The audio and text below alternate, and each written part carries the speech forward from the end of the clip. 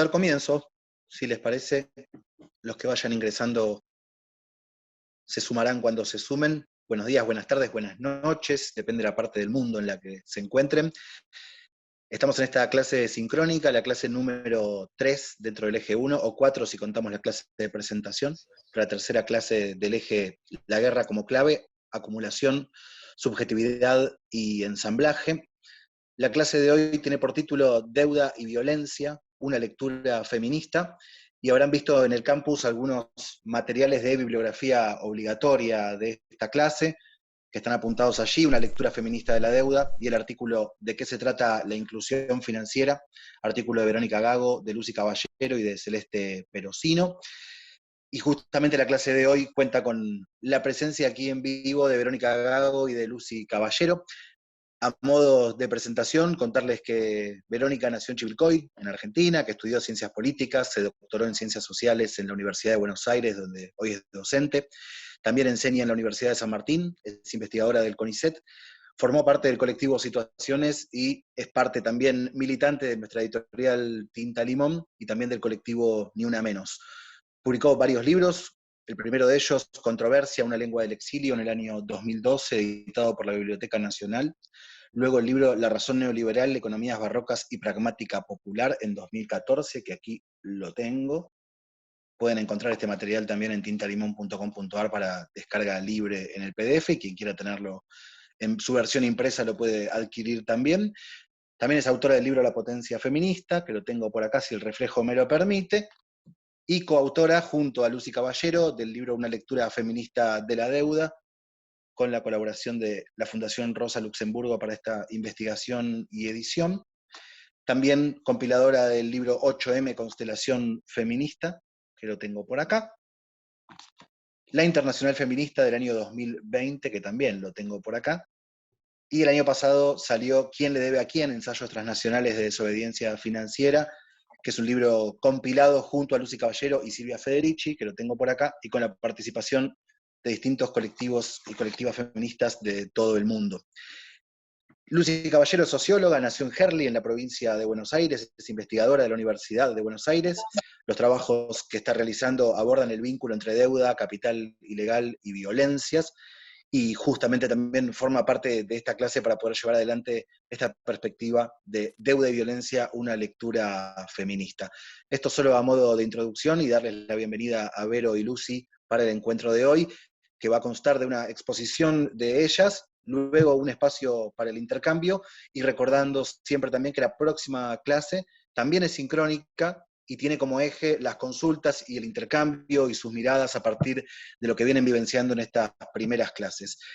Te paso la pelota, Vero, y solo de chusma decir que quien no haya visto la entrevista pública que le hizo Vero Gago a Francia Márquez, la flamante vicepresidenta de Colombia, en el CCK, en el marco del Proyecto Ballena, que busquen en el canal de YouTube del CCK y encuentren esa conversación fundante de lo que esperamos sea una nueva era para nuestra región. Adelante, Vero y Lucy, entonces. Muchas gracias, Diego, por toda la presentación y la introducción. Buenas tardes a todos, todas, todes. Bueno, la verdad que muy contentas de retomar acá el encuentro así en vivo y en directo de este ciclo, de este seminario que estamos teniendo.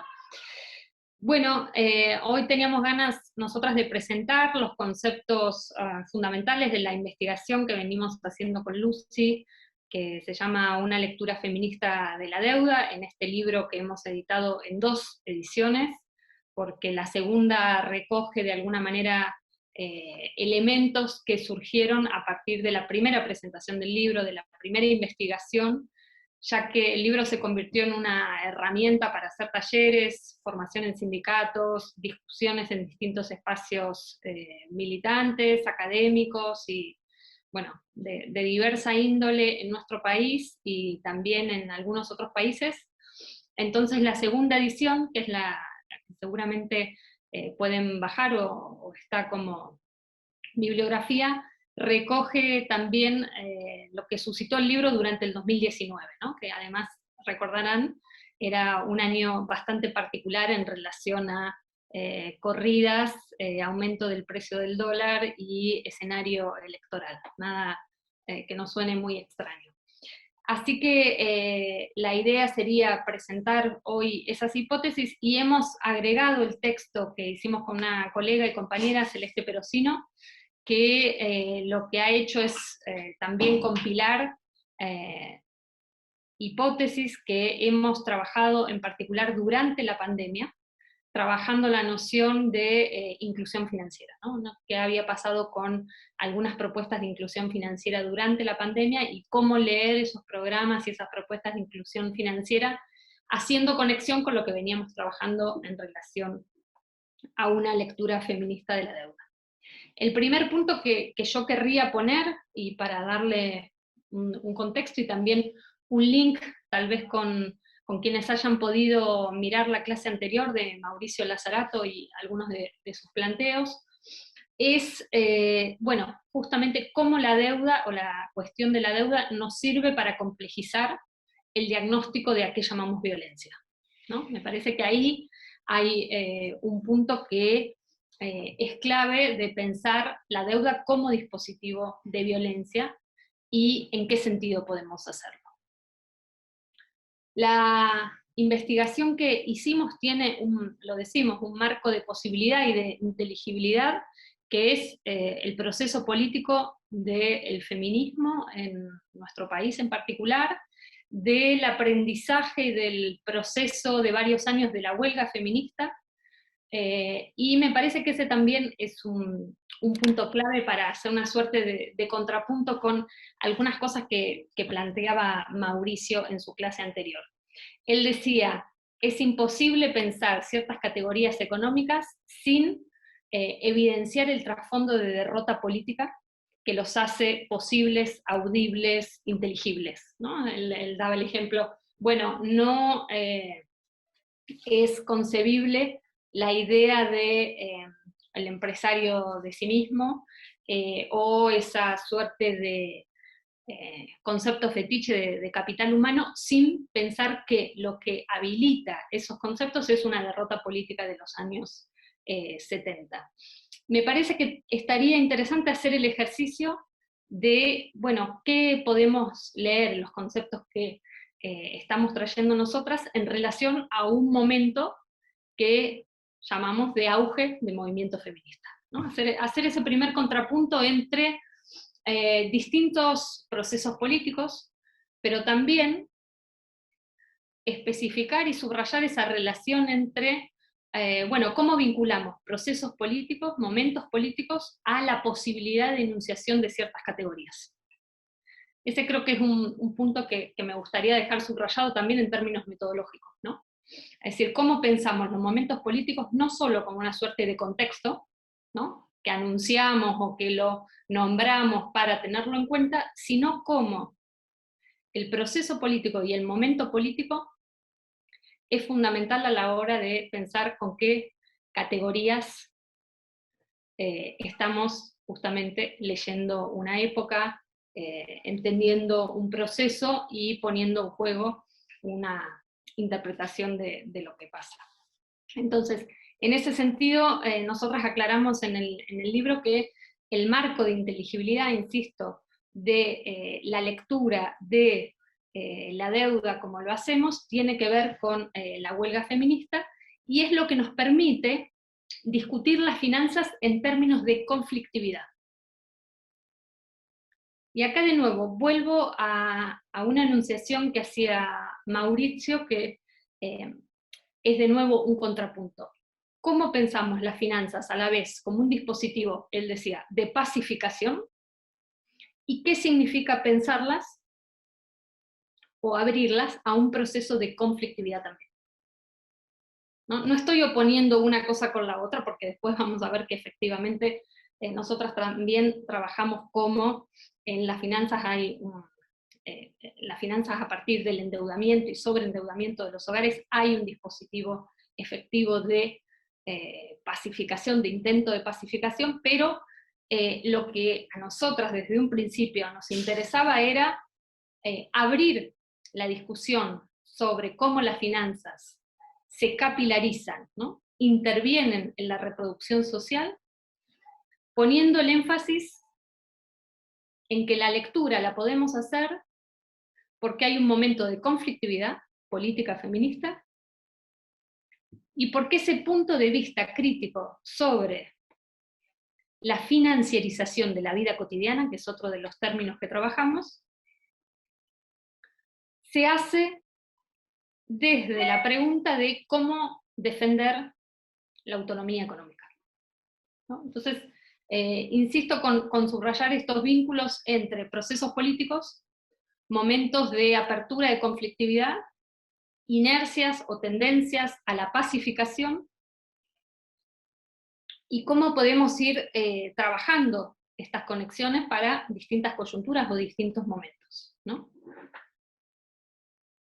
En ese sentido, nosotras ahí hacemos una breve secuencia, ¿no?, para ya advertir del vínculo entre deuda externa, deuda llamada también deuda pública, deuda soberana, desde los años 80, en América Latina como un dispositivo efectivamente de gobierno, ¿no? Esa definición que da Silvia Federici de la deuda pública es un dispositivo de gobierno, es un dispositivo que siempre lo tenemos que ver como respuesta, dice ella, a momentos de alza de luchas, y especialmente ella lo trabaja en relación a los momentos posteriores a los procesos de descolonización, ¿no? Lo que Silvia Federici va a trabajar es, bueno, cómo los países que atraviesan procesos de descolonización a través de luchas populares, el momento del endeudamiento soberano viene después como un modo de gobierno y canalización de esas energías populares. En el caso de América Latina, es claro que tenemos que ubicar esos procesos de endeudamiento en los años 80, a partir de el inicio en las dictaduras, en particular en Argentina, pero a la vez como un modo de regulación y de gobierno de lo que se va a llamar la transición democrática. Esas deudas, bueno, por supuesto tienen un momento de auge en los años 90, y podríamos seguir tirando hasta la situación actual, que es lo que nos interesa. El libro, nosotras lo publicamos en el momento en que Argentina estaba retomando vínculos con el Fondo Monetario Internacional a través del préstamo del gobierno de Macri, ¿no? Entonces, el otro punto que nos parece fundamental es cómo vamos trazando esas conexiones, no siempre tan evidentes, entre endeudamiento privado de los hogares y personal y endeudamiento externo. Y tratar de pensar cómo la deuda se multiplica como dispositivo de gobierno en esos dos planos. Pero hay algo que también señalamos ahí en términos metodológicos, que es, bueno, cómo hacer para que una lectura feminista de la deuda no sea una lectura que se queda, digamos, en el plano micropolítico de la deuda doméstica, sino que sea capaz de trazar la conexión entre endeudamiento de los hogares y deuda externa.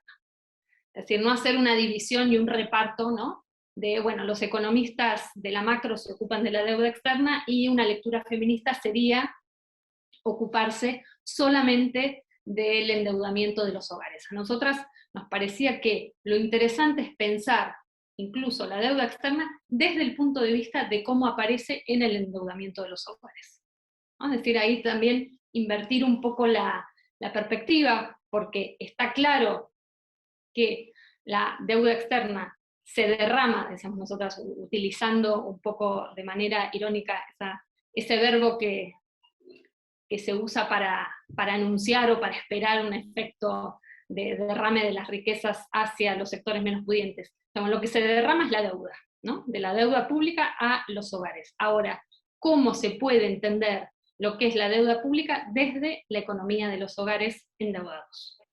Esa era un poco la propuesta metodológica.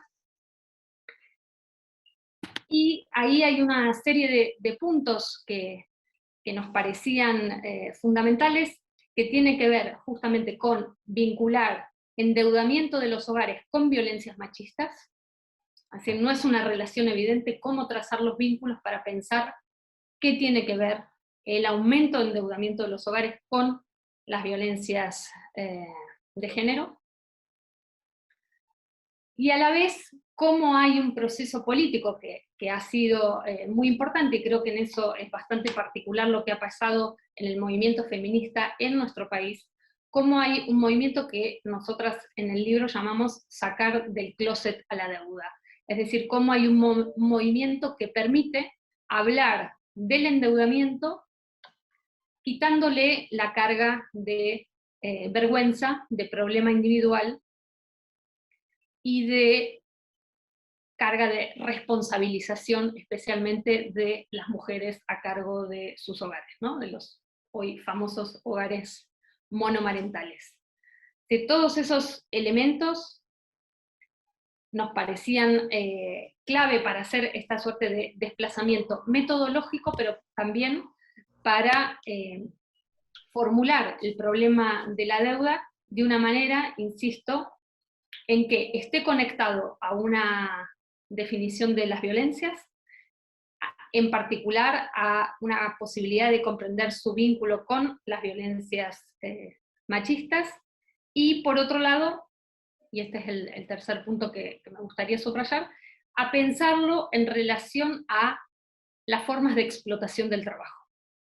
Es decir, también desarmar ese lugar común de, bueno, cuando hablamos de finanza o de hegemonía financiera, estamos hablando de economía irreal, es decir, de economía no productiva,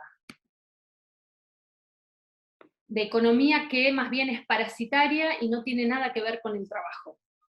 El movimiento que hacemos es tratar de pensar, bueno, solamente se puede argumentar de esa manera si tenemos una idea de lo que es el trabajo monopolizada por el trabajo asalariado. Si tenemos otras perspectivas de a qué estamos llamando trabajo, nos permite esta expansión del endeudamiento, esta capilarización del endeudamiento en las economías más precarizadas, en los hogares, de pensar qué tipo de trabajo está explotando. Entonces, desarmar ese binarismo de, por un lado están las finanzas, por el otro está el mundo del trabajo.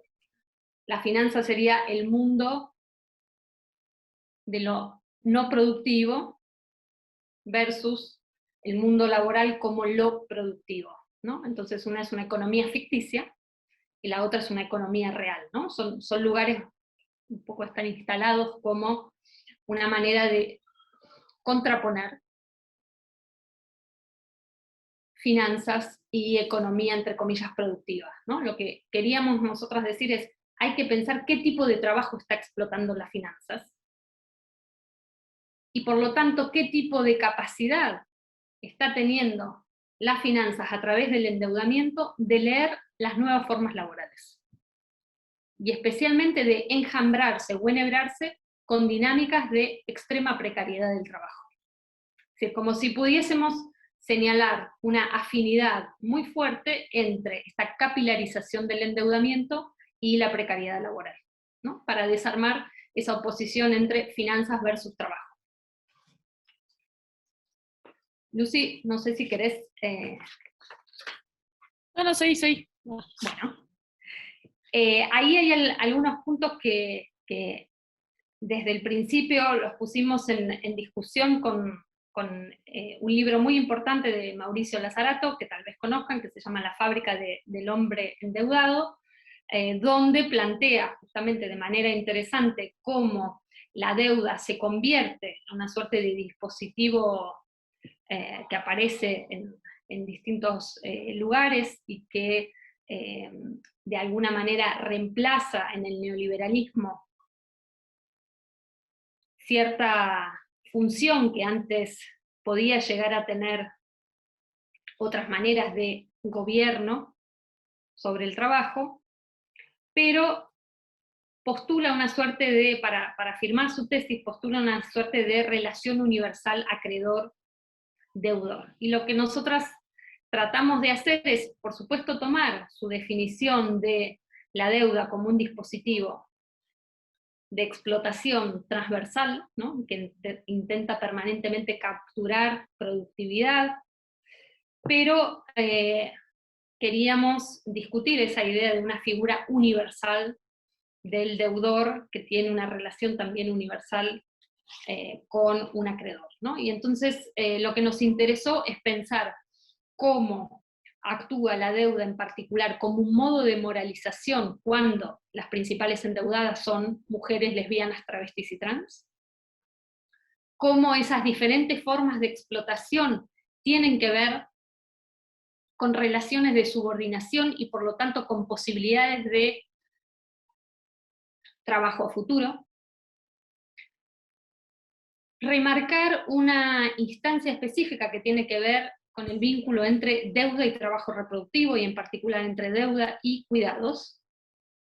Y como les decía, remarcar esta relación entre, bueno, ¿qué tiene para decir este endeudamiento expandido en un momento en que una de las principales demandas y reclamos del movimiento feminista es el de la autonomía económica?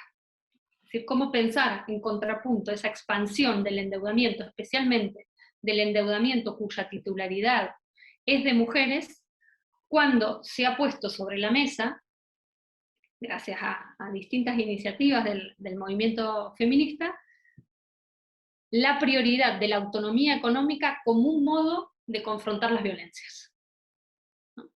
Entonces, ese punto creo que es clave porque es lo que nos permite ver como la doble faz de en qué sentido la deuda está vinculada a las violencias machistas y en qué sentido pensar la deuda como un dispositivo financiero nos permite un cierto diagnóstico de las violencias, y a la vez cómo pensar justamente esa expansión del endeudamiento como una suerte de respuesta, ¿no?, a esa demanda de autonomía económica.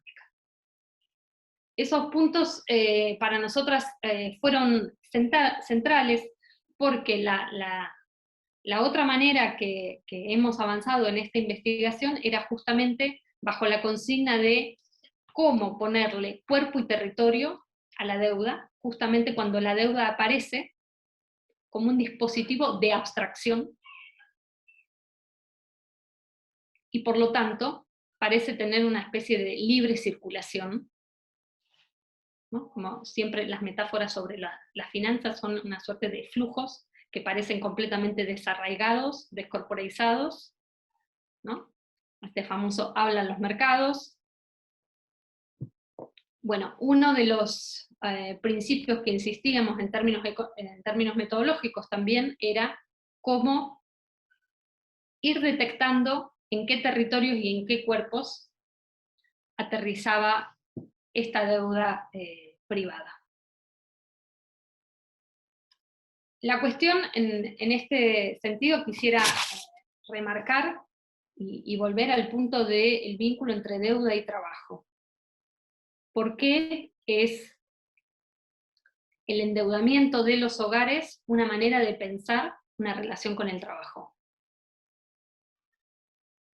En otro libro que, perdón el chivo, editó Tinta Limón, del filósofo George Cafensis, hace una afirmación bien interesante, que él dice, bueno, hay que poder pensar el endeudamiento y la oferta cada vez mayor de deuda en relación a una inversión que se hace después de las luchas de los años 60 y 70, cuando en general los y las trabajadoras ahorraban y había muchos años de sacrificio para finalmente comprar algo o darse algún gusto, ¿no? Después de muchos años de ahorro y después de muchos años de sacrificio, venía recién esa posibilidad de, bueno, disfrute.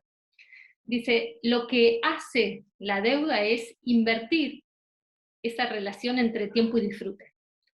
La deuda tomando deuda podés asegurarte el disfrute de algo aquí y ahora y postergar, ¿no?, y patear para adelante, podríamos decir, el pago de ese disfrute que ya pasó, ¿no? En esa especie de mutación de la temporalidad, Cafensis dice, bueno, una cosa es trabajar por el salario, ahorrar salario, y una vez que se disfruta es porque el sacrificio quedó atrás. Y otra cosa es invertir completamente la idea de sacrificio patear hacia adelante el sacrificio y poner en primer lugar el disfrute. ¿Qué hace que haya una suerte de cambio, ¿no? Y de inversión directa entre esa relación entre sacrificio y disfrute? Según Cafenzi son, bueno, los movimientos de los años 60 y 70 que plantean una suerte de rechazo a esta ética del sacrificio. Rechazo a esta ética de trabajar toda la vida y recién después al final creerse merecedor o merecedora de una recompensa. Dice, son justamente los movimientos que ponen en crisis esa idea del sacrificio, los que de alguna manera sabe leer este sistema de crédito e invierte la relación temporal entre sacrificio y disfrute. Me parece que este es un punto interesante para ir haciendo una suerte de lista de ambigüedades con las que logra lidiar la deuda. Es decir, la deuda aparece efectivamente dando la posibilidad de un disfrute aquí y ahora y de una postergación del sacrificio.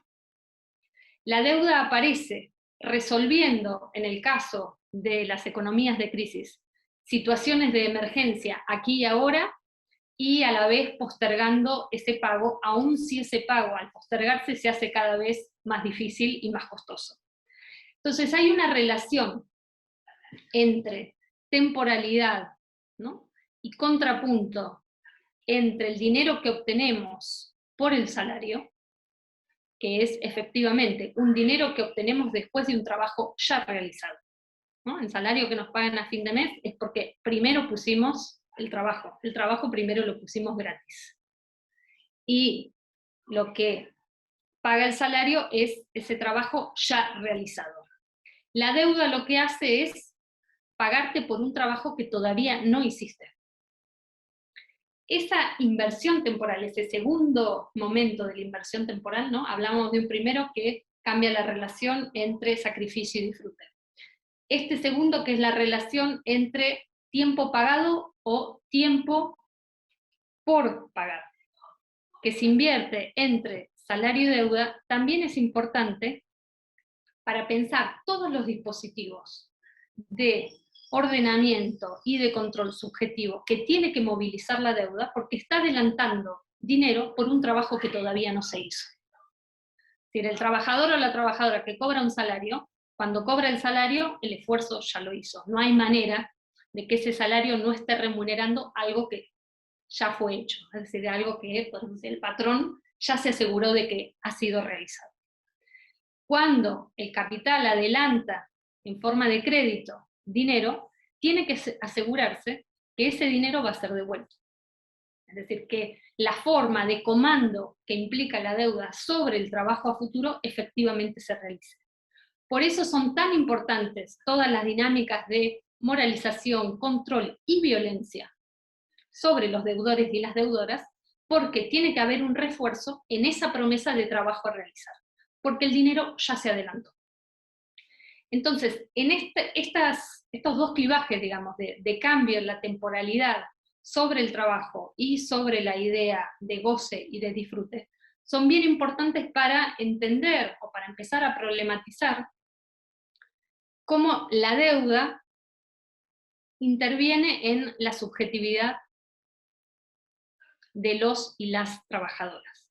Especialmente porque si pensamos que la deuda es un dispositivo que intenta gobernar nuestro trabajo a futuro, es esa posibilidad de gobierno de trabajo a futuro también lo que le permite, y esto es otro de los puntos que trabajamos en el libro, convertirse en una suerte de motor de la precarización. Es decir, cuando lo que está asegurado es la obligación financiera, lo que tiene un continuum a lo largo del tiempo, es decir, lo que tenemos como fijo de acá en adelante es que tenemos que pagar todos los meses, pero lo que ya no es fijo es el empleo, ¿no? En una inversión, de nuevo, de lo que está asegurado y lo que no está asegurado, lo que aparece es una manera de la deuda de convertirse en el elemento estable de la vida. La deuda es lo que da estabilidad, lo que asegura un continuo, lo que marca una temporalidad de repetición.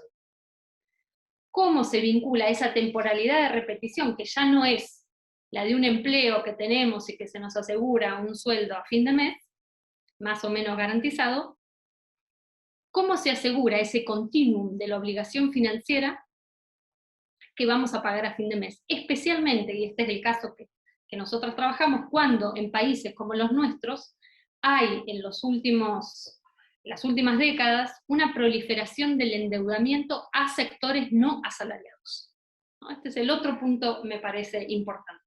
Esta suerte de transmutación del sistema de deuda y de créditos que ya no están dirigidos solamente a quienes pueden mostrar un recibo de sueldo, un trabajo registrado, como garantía de que van a cumplir esa obligación a fin de mes del endeudamiento, sino que cada vez más vemos proliferar formas de endeudamiento a sectores que no pueden demostrar una estabilidad laboral. Entonces ahí la pregunta es, bueno, ¿y cómo se sabe que van a pagar? Es decir, ¿a nombre de qué se hace esa oferta de crédito si no está seguro que haya un trabajo más o menos estable, capaz de asegurar el pago de esa deuda?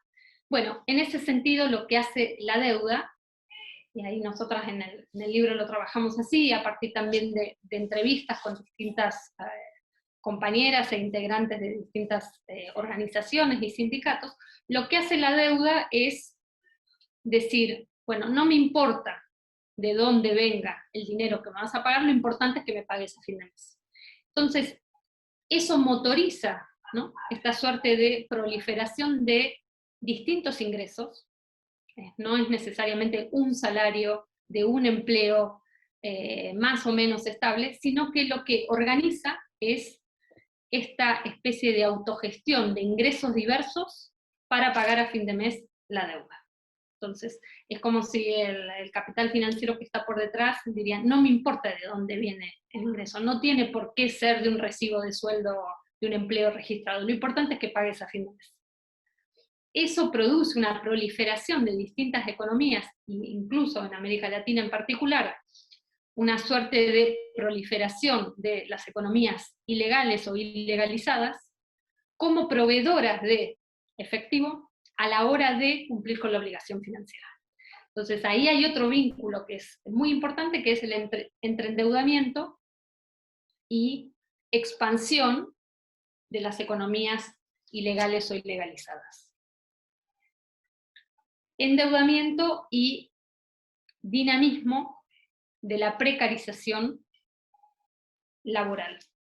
Pero lo que es fundamental es tratar de pensar cómo se articula en cada momento, en cada coyuntura, las formas del endeudamiento con las formas del trabajo, ¿no? De nuevo, insistiendo, ¿qué pasa o qué modificación podemos ver cuando la deuda no es una prerrogativa, ¿no?, la toma de crédito no es una prerrogativa de trabajadores y trabajadoras asalariados, asalariadas, registrados o registradas, sino que efectivamente se hace lo que los organismos multilaterales festejan como democratización del crédito, en un sentido.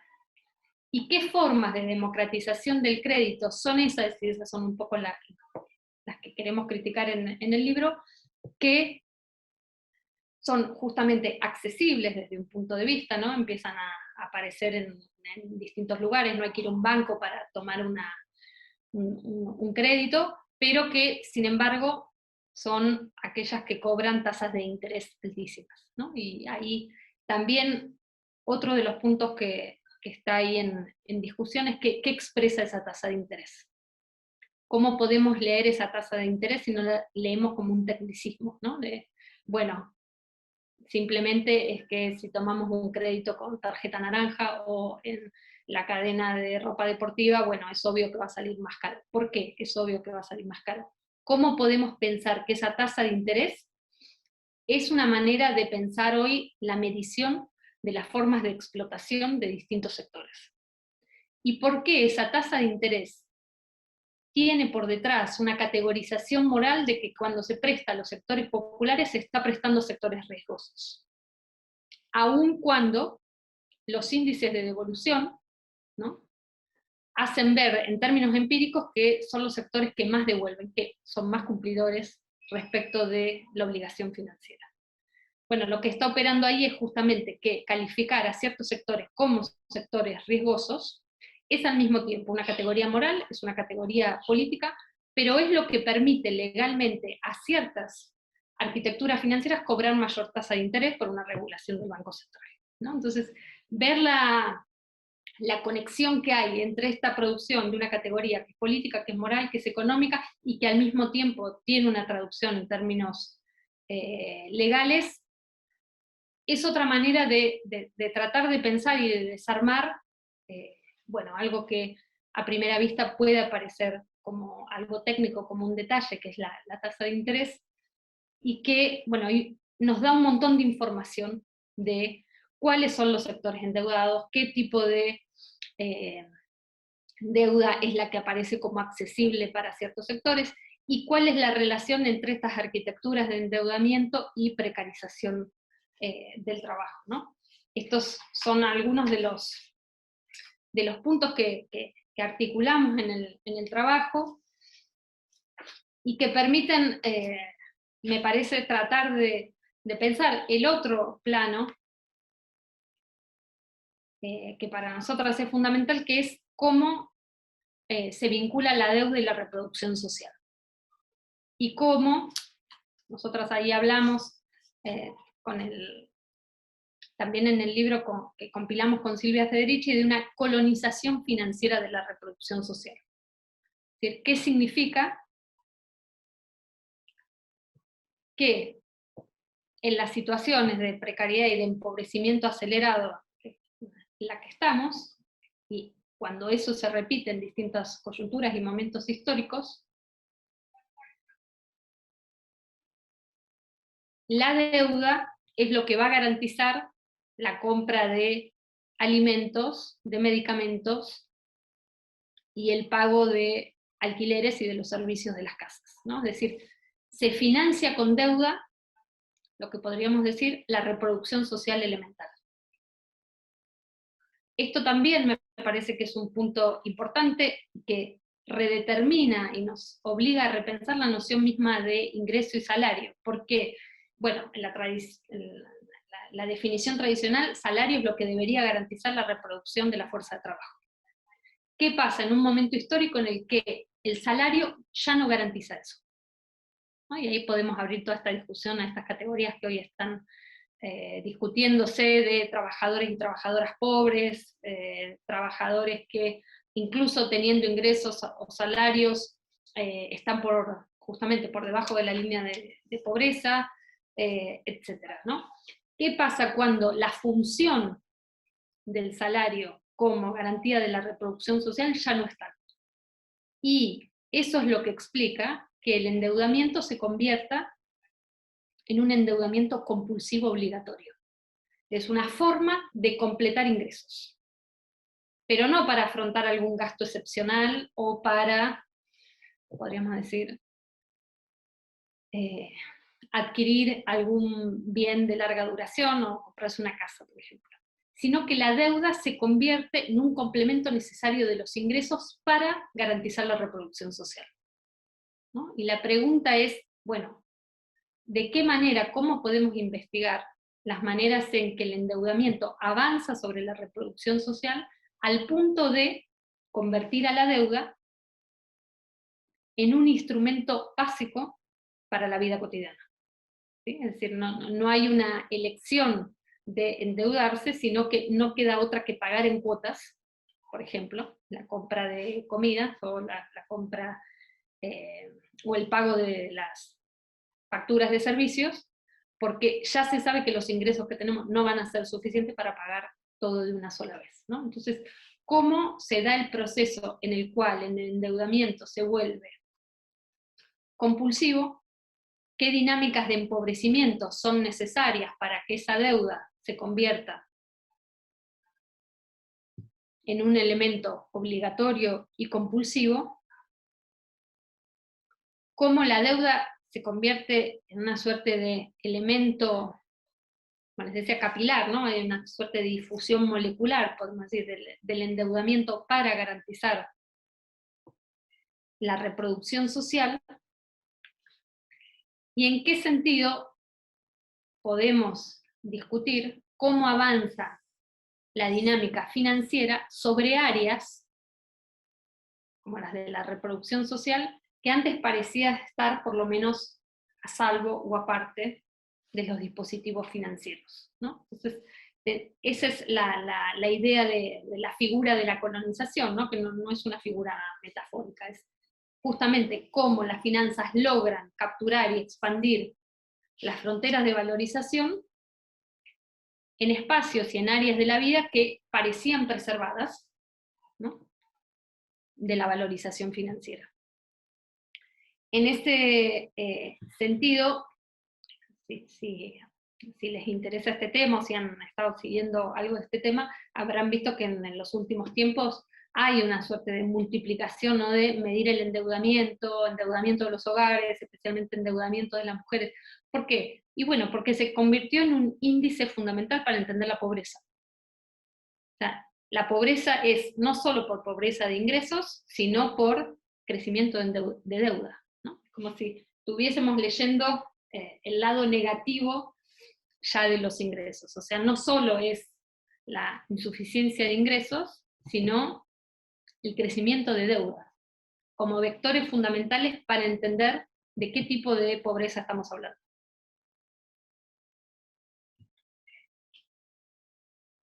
Lucy, si vos querés contar un poco el trabajo de inclusión financiera para actualizar con respecto y por ahí a... agregar dos cosas con las que trabajamos en el último tiempo, que es un poco también en el medio de la renegociación de la deuda externa, que se dio justo en pandemia, ¿no?, cuando fue la renegociación con los acreedores privados en Argentina.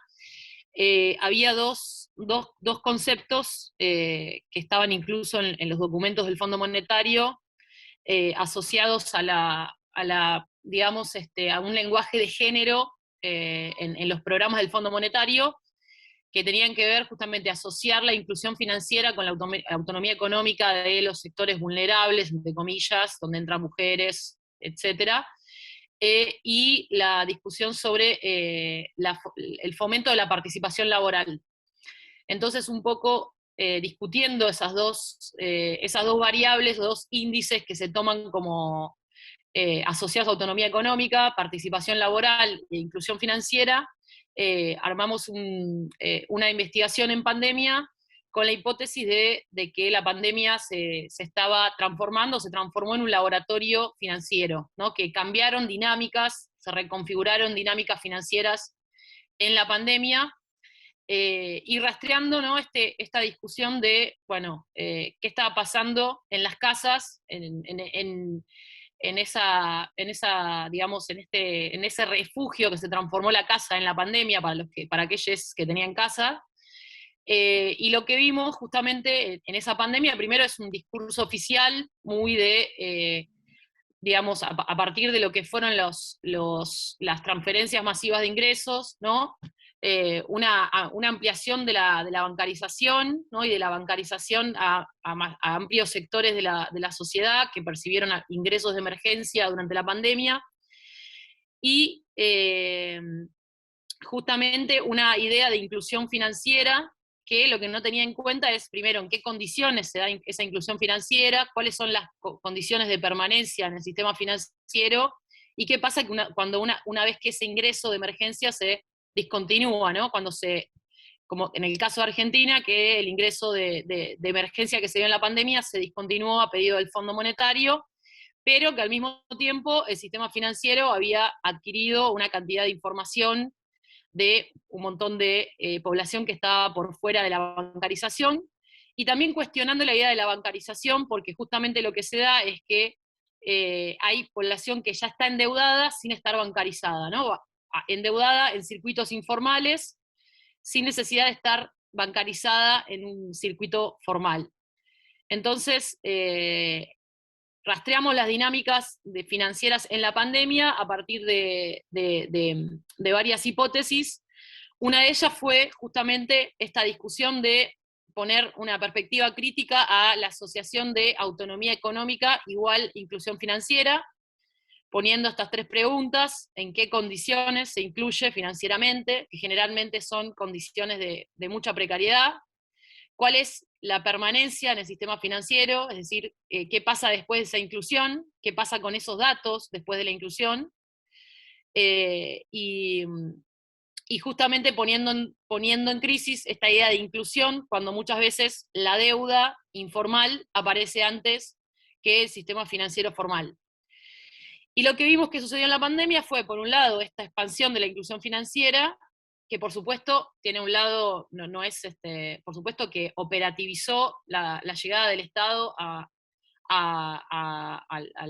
mucha gente que cobró un subsidio de emergencia, pero claramente en los documentos del Fondo Monetario estaba esta idea de hay que bancarizar a las mujeres para ayudar en la autonomía económica, una idea muy, muy, muy reducida de la autonomía económica igual a inclusión financiera. Y la otra discusión que tenía que ver también con qué pasó en la pandemia cuando, por ejemplo, aumentaron de manera muy intensa los trabajos reproductivos, los trabajos de cuidado, tanto en las casas como en los ámbitos comunitarios, y que eso llevó a mayor nivel de endeudamiento, a más endeudamiento en la pandemia, ¿no? Y que paradójicamente para las mujeres significó trabajar más y estar más endeudadas. Entonces, la otra dinámica que sucedió en la pandemia es una intensificación de estas lógicas de endeudamiento, al mismo tiempo que se intensificaba el trabajo reproductivo, ¿no? Más trabajo reproductivo y más deuda. Y la tercera discusión que nos pareció, para seguir tirando esta hipótesis de la pandemia como laboratorio financiero, fue la aparición de, digamos, la masificación, porque ya existía previamente a la pandemia, de todas lo que son las tecnologías financieras, la fintech, ¿no? Como, que se transformaron en la pandemia en la primer fuente de endeudamiento, ¿no? Forma de endeudamiento a través del celular, que muchas veces esos datos de quienes, para ofrecer, que tienen las empresas de tecnología financiera, obtienen los datos justamente que se venden desde el sector financiero formal para ofrecer préstamos rápidos en la pandemia mediante el celular. Entonces, esas 3 dinámicas que pasaron en la pandemia, que de alguna manera hasta el día de hoy reconfiguraron estas lógicas de endeudamiento, tanto por quienes son los que pasaron a ser los principales oferentes de deuda, como por esta intensificación entre esta relación entre mayor carga de cuidado y mayor carga de trabajo reproductivo, es mayor exposición a la forma de sobreendeudamiento, y esta discusión sobre la inclusión financiera igual autonomía económica de las mujeres, un poco retomando esto que decía Vero,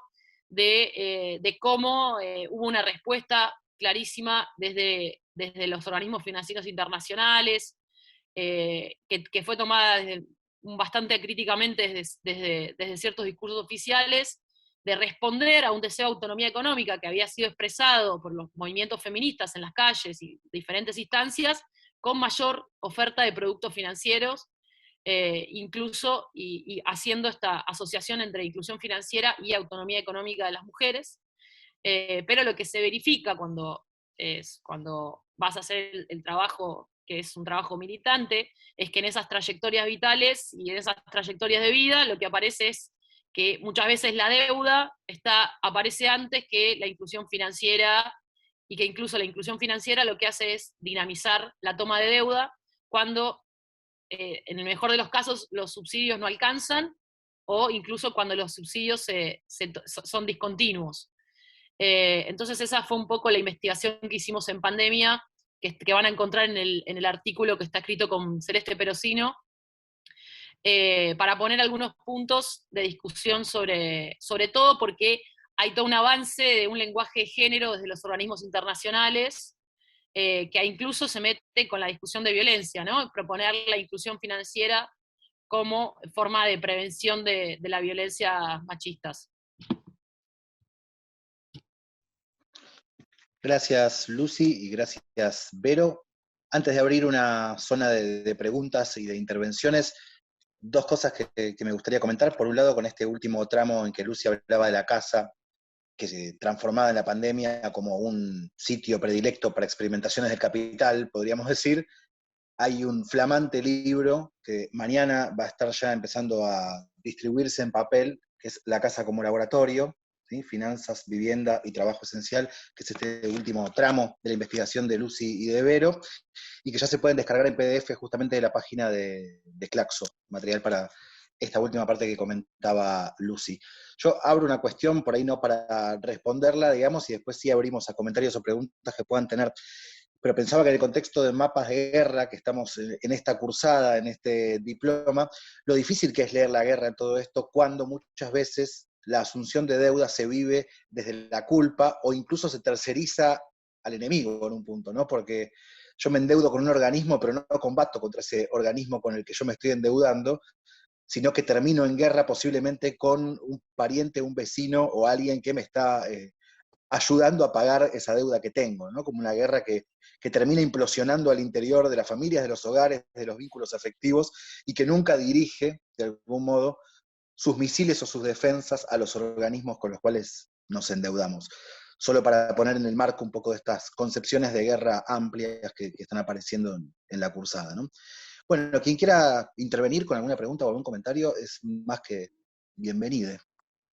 Solo un comentario tal vez a lo que decías, Diego, y que es algo que charlábamos con Lucy antes de esta conversación, y que es un término que aparece en nuestro trabajo y que Lucy después siguió trabajando en particular, que es el que nosotras usamos de violencia financiera, ¿no? Y me parece que es un término clave para tratar de pensar estas formas, digamos, de guerra no tradicional o de guerra no formal con el que podemos asociar a las finanzas, ¿no?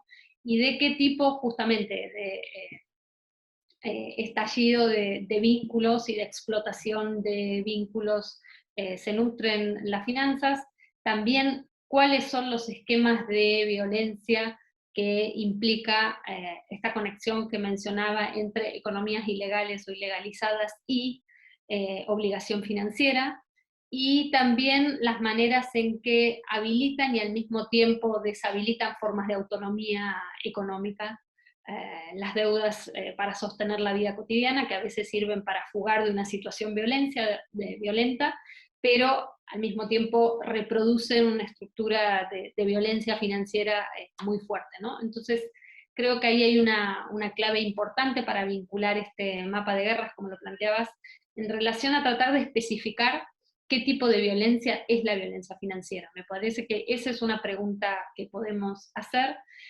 Y el otro punto que me quedó en el tintero, si repasamos las distintas bibliografías que hay sobre cómo caracterizar los procesos de financiarización, yo creo que se puede sacar una conclusión que es, de lo que se argumenta desde distintas perspectivas, es las finanzas no pueden desprenderse de su dependencia del trabajo y de la tierra. O sea, toda la violencia de abstracción que intentan hacer las finanzas es para desprenderse de su dependencia del trabajo y de la tierra. Entonces creo que ahí también hay otra clave para leer la cuestión de la violencia. La violencia como un proceso de abstracción de esa relación de interdependencia. Lo dejo así como para después seguir eventualmente charlando. Bien, si alguien desea intervenir con comentarios o preguntas. Hola, ¿se escucha ahí? Sí. Bueno, hola a todos, mi nombre es Andrés, soy de la cooperativa gráfica y editorial El Zócalo. Y sí, bueno, no, en principio agradezco, me parece muy enriquecedor todo. Y en particular me suscitaba una inquietud respecto de este concepto que mencionaste, Verónica, del derrame de deuda, ¿no? Digamos, y más allá de la ironía teórica, ¿no? ¿Cómo se podría pensar eso, digamos, en esa figura, en procesos que inviertan eso, ¿no? O sea, en esa inversión. Quiero decir, en gobiernos o estados que transiten por procesos de desendeudamiento cómo pensaríamos o cómo podríamos pensar ese derrame de desendeudamiento, digamos, ¿no? No sé si se entiende. Nada, me parece más bien como una punta como de algo que me resulta inquietante. Sobre todo porque también en la Argentina hemos tenido esos procesos de manera, podría decir, para ser cuidadoso, al menos vertiginoso, ¿no? Eh, Periodos de desendeudamiento y de endeudamiento de manera agresiva, ¿no? Y también, digamos, en ese sentido, pensándolo como en nuestra experiencia, eh,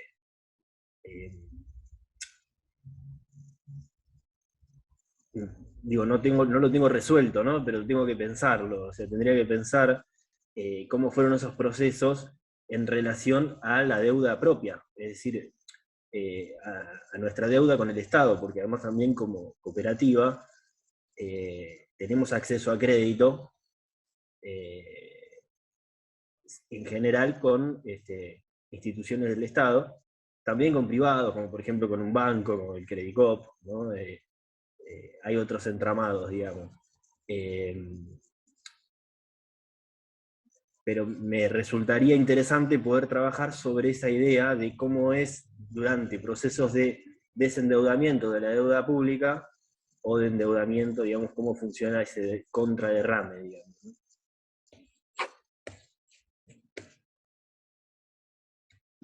Gracias, Andrés. ¿Alguien más? Por ahí acumulamos ahí 2 o 3 intervenciones, si tienen ganas, y hacemos un cierre con Vero y Lucy. Sí, yo medio en la conexión, en conexión con lo que venía, con lo que planteó recién Gabriel, de Uruguay, de Red de Agroecología del Uruguay. A mí la lectura de los textos incluso me hizo acordar al planteo de Proudhon del Banco del Pueblo, o sea, las discusiones de la Primera Internacional en relación a cómo vincularse con esta dinámica del capital, digamos. Incluso porque en los textos de ustedes, Verónica y Lucy, planteaban esta cuestión de cómo la deuda también genera movimiento, o sea, que es algo que esclaviza, pero que también genera, permite generar algunos movimientos de autonomía y de construcción de algunos proyectos. Y ahí me parece que hay como un desafío capaz de actualización de algunas de estas propuestas, porque evidentemente los bancos de fines del siglo XIX no son los bancos de principios del siglo XXI, y hay algunas experiencias que, por ejemplo, están ensayando el Movimiento Sin Tierra, han creado ahora una línea de financiamiento popular, que me parece que son como búsquedas de alternativas que siempre están como en esa problemática de la convivencia con las lógicas del capital. Pero me parece que son como que necesitamos también esa reactualización de estas discusiones, o sea, no solo cómo nos vinculamos, sino además cómo construimos herramientas propias que nos permitan avanzar en los proyectos de vida y en desencajarnos, utilizando un término financiero, de la banca de perfil capitalista.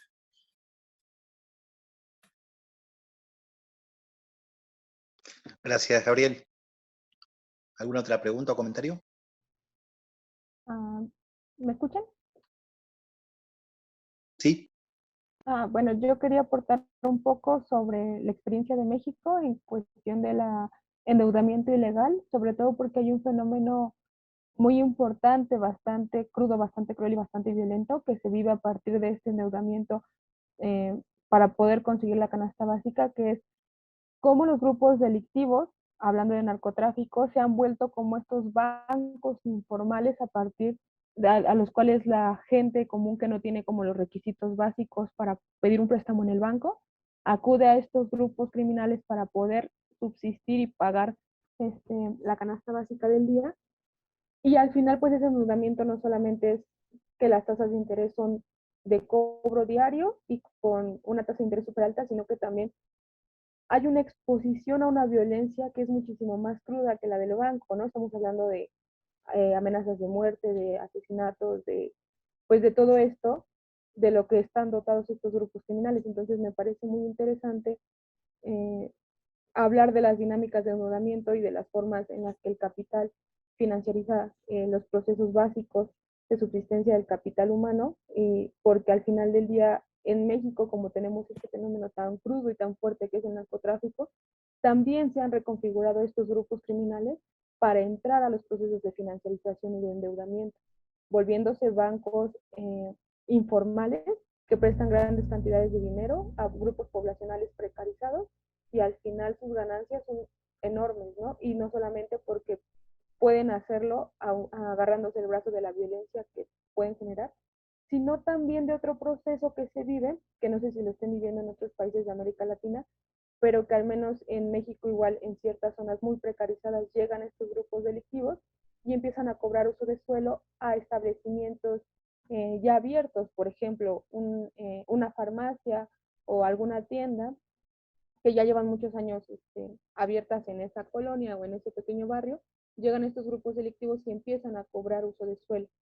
Si no, empiezan a amedrentar a las personas o a generar fenómenos de violencia, pero también esa es otra forma de endeudamiento del propio trabajo, es decir, si bien estoy pidiendo un préstamo, ya tengo una deuda que ni siquiera adquirí de forma consciente o de forma propia, que yo ya he querido adquirirla, sino que llega un grupo delictivo y ahora me exige el pago de un sueldo, o el pago más bien de una cuota que tengo que pagar por abrir mi propio negocio, ¿no? Que está aquí. Entonces, eso también ha mermado muchos negocios, incluso ha llevado a la muerte a muchas personas que no han querido pagar, ¿no? Ese uso de suelo, ese cobro de piso.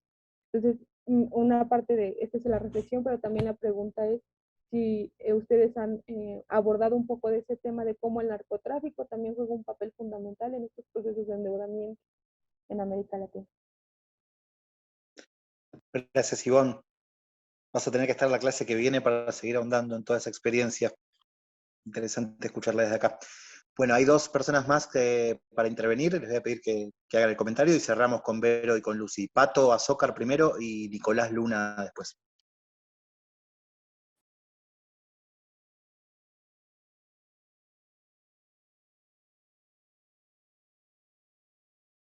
Ahí está, así. ¿Cómo les va? Ahí va, Pato. Muchas gracias a todos. Muchas gracias también a la compañera Ivonne que acaba de dar el comentario, porque planteó un punto súper importante. Yo quería, en primer lugar, saludar a Lucy también, que no la vi hace mucho tiempo, y quería tomar un poquito de lo que había trabajado ella, porque acá sucede en Chile, hay un proceso, a propósito del laboratorio pandémico, ¿no? Hay un proceso de reacción ante lo que venía siendo la multiplicación del malestar contra el neoliberalismo después del estallido social, que es muy interesante de analizar. Principalmente porque, bueno, hay una serie de procesos políticos, para todas y todos los que saben, ¿no?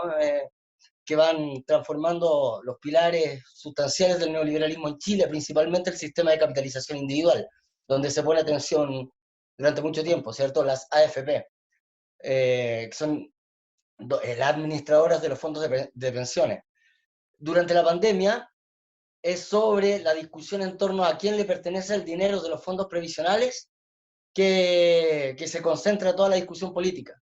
De algún modo, tanto izquierda como derecha, ante la crisis pandémica, empiezan a señalar, bueno, es que tenemos el derecho a rescatar nuestros fondos de estas máquinas de administración.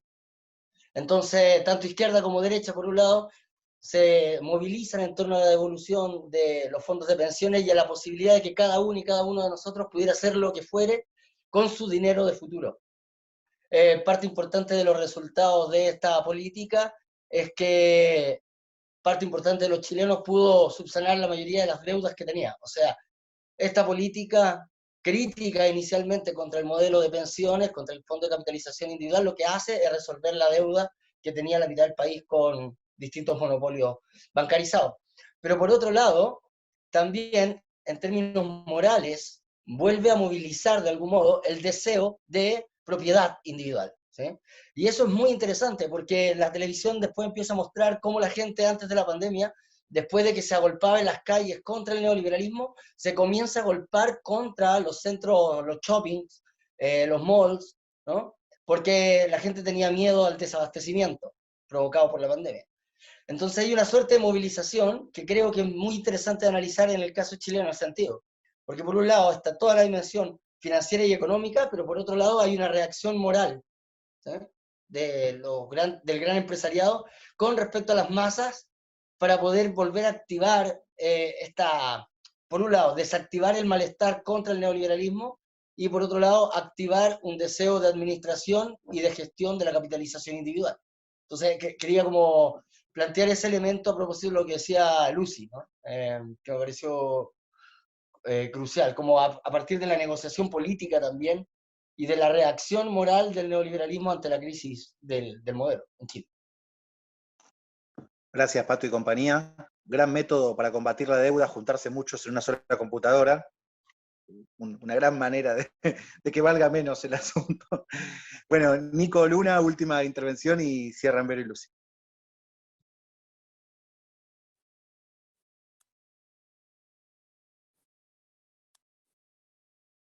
Nicolás, ¿andás por ahí? ¿Estarás muteado quizás?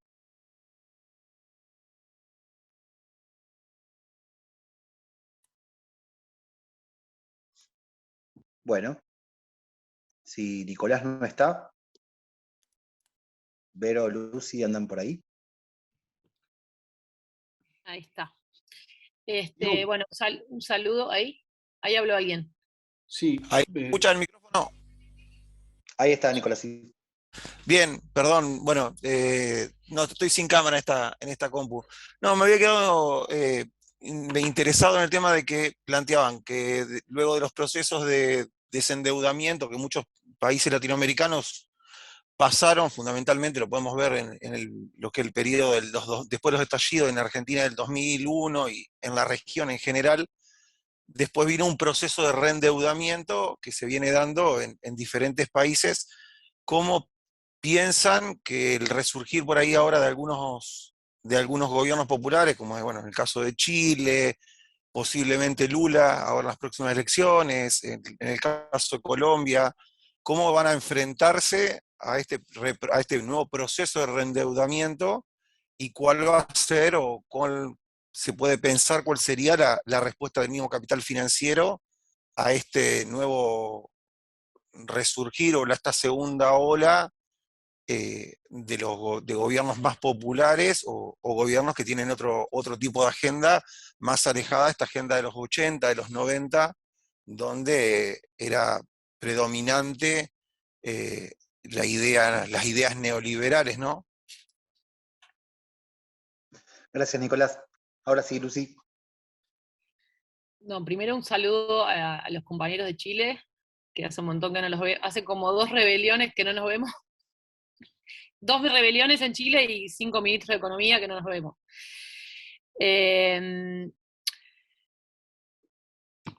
Nosotras ahí la pregunta por desendeudar es una pregunta que nos inquieta bastante en distintos planos por ahí, pero que está presente también en el libro que decía antes Diego, en el de Federici, que se llama Ensayos de desobediencia financiera a nivel mundial, que damos cuenta de algunas experiencias, tanto de desobediencia a la macrodeuda como a la microdeuda.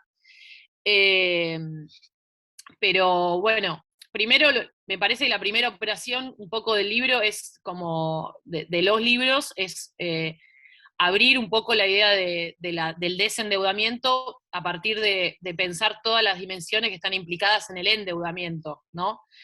Todo esto que contó Vero, ¿no? Que no es solamente, digamos, que resuelve, que al mismo tiempo implica un proceso de subjetivación, que se asocia que responde a un deseo de autonomía económica, y todo eso complejiza aún más la idea de desendeudamiento. Pero un poco tomando algunos puntos que decía Federici, o que dice Federici en el libro, esta idea de que el proceso de desendeudamiento, el desendeudamiento se trabaja en varios planos, ¿no? En un plano hay que enfrentar todas las condiciones, todos los ataques sobre la reproducción social que hacen que empiece a estar mediada por dispositivos financieros. Por ejemplo, las luchas contra la privatización de la educación, contra el aumento de las tarifas públicas de servicios, contra, luchas que tienen que ver con la reproducción social, que hacen que se pare el avance de la financiarización y que se ataque a las condiciones digamos, de precariedad que sobre las que después avanza la financiarización. Por otro lado, hay un problema clarísimo que tiene que ver con la lucha por los ingresos, o por ingresos que, por ejemplo, alcancen para vivir, y claramente que se desarme por ejemplo, algo que en Argentina se instaló en el macrismo y que ahora incluso se profundizó, que es esta inflación y esta dolarización de los principales bienes y servicios para vivir, que hace que el ingreso esté todo el tiempo completado por deuda. Entonces hay un segundo punto de medidas hacia desendeudar. Y la tercera discusión sería, bueno, hay que poner en crisis una arquitectura institucional que empieza por la ley de identidades, la ley de entidades financieras, que acá la instauró la dictadura militar, que es la que permite esta proliferación de entidades financieras que ofrecen tasas usureras a los sectores populares. Entonces hay que incluir la discusión sobre la tasa de interés en las agendas reivindicativas de los movimientos sociales, de los movimientos feministas populares, porque hoy digamos, uno de los principales mecanismos de extracción, y me parece que por ahí va. Y después, claramente, hay toda bueno, lo que decía el compañero, ¿no? Que hablaba de que obviamente que proliferan experiencias de formas de resolución y de financiamiento alternativas, con otro criterio y otra lógica que la de la usura. Nosotras ahí en el libro ponemos algunos ejemplos de experiencias en Colombia, pero también en Argentina. Hay muchos compañeros y compañeras que están proponiendo otros sistemas alternativos de crédito para financiar emprendimientos productivos, o para financiar, bueno, incluso desde el propio sectores que están trabajando con la discusión sobre créditos no bancarios para la economía popular, o formas o discusión sobre qué sería, por ejemplo, una condonación de deudas domésticas tomadas en la pandemia, que eso es una discusión que también se dio a nivel global, ¿no? Por ejemplo, no sé, algunos ejemplos: en Canadá se condonaron deudas por alquileres que se acumularon en pandemia. Entonces me parece que es una estrategia a muchos niveles, y que por supuesto está también relacionada con lo que suceda como forma de desendeudamiento a nivel macro.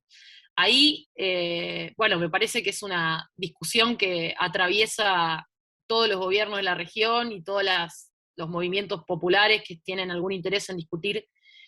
Me parece que estamos en un momento de relanzamiento de la colonización financiera en la región, ¿no? Estamos en un momento donde hay otra vez, después de lo que fueron esos procesos de los gobiernos populares en la región, otra vez hay varios países con problemas de deuda: Ecuador, Argentina, bueno, ni que hablar en el Caribe.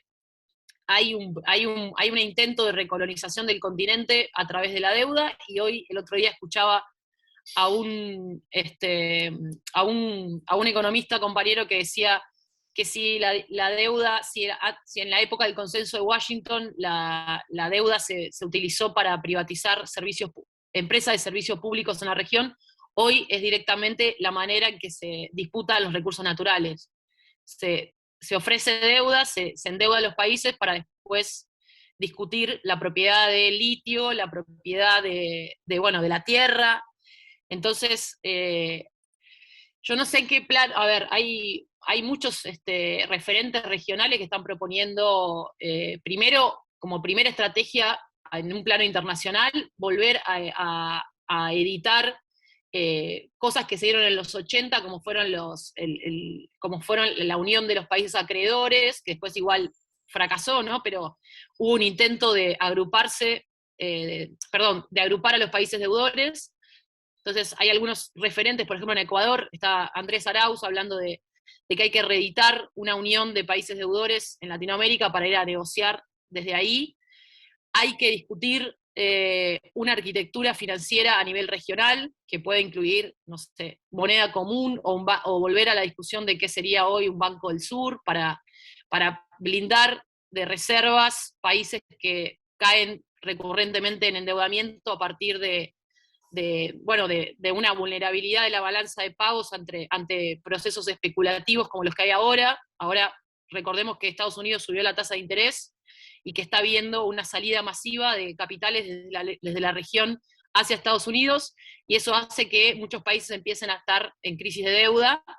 Entonces, bueno, la pregunta sería cómo blindar a la región con algunas experiencias, como se discutió en ese momento, como bancos, un Banco del Sur, una moneda común, no lo sé.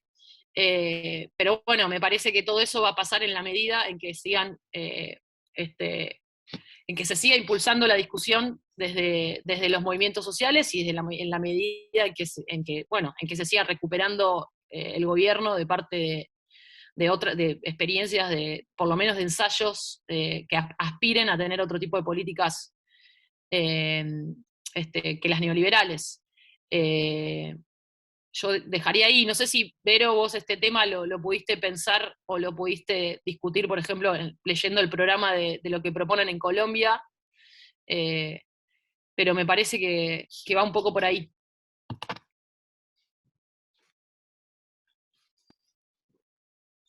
Bueno, si les da ganas de leer el programa de gobierno del Pacto Histórico de Colombia, tiene muchos puntos interesantes, y uno es que cuando habla de democratización, lo ubica en el espacio, e incluye en el espacio lo urbano, lo campesino y lo digital, pero también dice democratización del saber y del crédito, ¿no? Entonces me parece que ahí hay un punto clave en esto que planteaban los compañeros de qué significa una arquitectura de préstamos, que podríamos decir solidarios o en clave cooperativa, o digamos por fuera de la lógica de las financieras, sean bancarias o no bancarias, ¿no? Creo que ahí hay, bueno, todo un debate, primero experiencias históricas muy, muy importantes que vienen del lado del cooperativismo, pero a la vez que se vinculan en los tiempos más recientes justamente a distintos ensayos vinculados a formas de economía popular, ¿no? Y a formas de, bueno, compañeras que tenemos que le llaman finanzas feministas para la autogestión, ¿no? Es decir, cómo tratar de pensar otras herramientas financieras y especialmente de crédito que ayuden al sostenimiento de ciertas experiencias de la autogestión. Me parece que ahí hay todo un campo interesante que se está desarrollando en cierto sentido. A la vez, diría que esta cuestión del derrame del desendeudamiento, como lo formulabas, creo que es estratégico pensar, bueno, ¿cuáles son las fuentes de endeudamiento primero? ¿No? Si vemos cómo crece el endeudamiento de productos alimentarios, ¿no? Es decir, financiar con tarjetas y con deuda con los comercios la compra de comida. Bueno, eso inmediatamente nos lleva a tratar de entender, bueno, qué significa la dolarización de los alimentos y por qué están tan caros los alimentos. Y eso nos lleva directamente a tratar de entender cuál es el vínculo entre esa dolarización de los alimentos y el modelo del agronegocio y la corporativización de la logística, por ejemplo, de los alimentos, ¿no? Entonces, por otro lado, podríamos ir a decir, bueno, ¿qué pasa? Que hay una de las fuentes de endeudamiento es la vivienda. Entonces, eso directamente nos conecta a pensar, bueno, cuál es el tipo de especulación inmobiliaria que ha hecho que aumenten las deudas por alquileres y las deudas por servicios, ¿no? Entonces, me parece que hacer el mapa de cuáles son las fuentes de deuda que provienen de la propia reproducción social nos permite leer también qué ha pasado con esos sectores, es decir, cómo se han dolarizado, cómo se han privatizado, cómo están sometidas a lógicas de valorización financiera. Y ahí hay otra cosa que lo tratamos en el libro y que después lo seguimos trabajando, que es el concepto de extractivismo financiero, es decir, de tratar de pensar esa lógica de extracción de valor de las finanzas en relación a estos espacios de la reproducción social. Es decir, pensar el extractivismo no solo como una lógica que se puede aplicar a los recursos llamados naturales, sino pensar esa lógica de extracción como una dinámica que conecta las finanzas con distintos territorios, ¿no? Que no son solo los territorios donde hay riqueza natural. Entonces, ahí me parece que una forma de pensar el derrame del desendeudamiento sería, bueno, ¿qué sería proveer, ¿no?, de servicios de vivienda, de alimentos, de conectividad, ¿no? Es decir, identificar primero las causas del endeudamiento y de ahí pensar qué sería transformar esos espacios de la reproducción social de modo tal de que no sean fuente de endeudamiento, ¿no? Eso creo que es una cuestión fundamental y una discusión muy importante cuando se discuten las transferencias directas de ingreso, ¿no? Es decir, cuando se discuten subsidios sociales, planes, incluso salario básico universal, cómo esas medidas no son aisladas, ¿no?, de la provisión de servicios de calidad y públicos, porque si no, lo que pasa con esas, como sabemos, con esas transferencias monetarias directas, es que son absorbidas por estas grandes corporaciones que tienen totalmente privatizadas y dolarizadas la provisión de servicios para la reproducción social, ¿no? Entonces, creo que ahí el esfuerzo, y eso está sobre todo en el libro que hicimos con Silvia, de pensar la dinámica de desendeudamiento como un conjunto, ¿no?, de medidas y de aspectos para entender cómo hay que atacar al mismo tiempo lo que son hoy las múltiples formas de producción de deuda, ¿no? Entonces, ese me parece que es una clave fundamental. Y respecto a lo que decía la compañera de México, ahí me parece que es también un punto clave para pensar la prosperidad de las economías ilegales en América Latina, ¿no? Es decir, cómo se han vuelto proveedoras de ingresos, proveedoras de créditos, proveedoras de empleo, y por lo tanto cómo esa función de provisión de esas economías cambia, altera, modifica los umbrales de violencia en los territorios.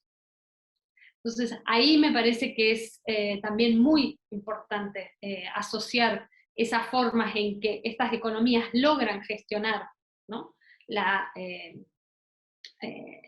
pobreza, el empobrecimiento, la falta de recursos y de servicios en ciertos territorios, cómo se convierten en proveedoras de alguna manera indispensables, para pensar también cómo eso modifica y altera los umbrales de violencia, ¿no?, y la gestión del poder en los territorios.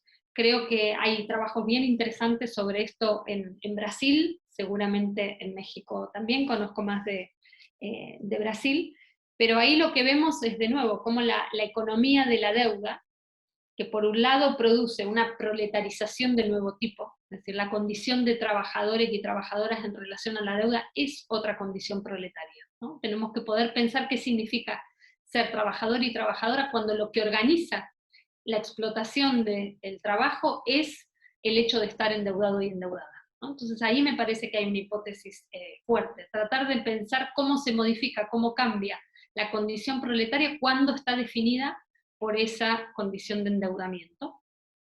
Por otro lado, cómo prosperan estas otras economías que efectivamente logran amalgamarse de manera dinámica y virtuosa con el endeudamiento, y a la vez cómo hay una competencia de distintos regímenes, podríamos decir, financieros y de arquitectura financieras que conviven, ¿no?, y que se ensamblan en los territorios.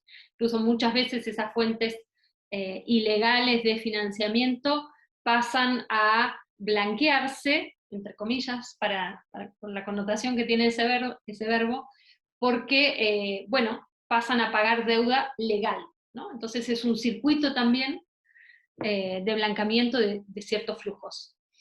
Y la otra cuestión, con lo que comenzábamos la conversación, de cómo pensar el tipo de organización de la violencia y del diagnóstico mismo del tipo de violencias actuales en relación a esta capacidad de las finanzas de ir tomando cada vez más espacios de la vida cotidiana y de la reproducción social.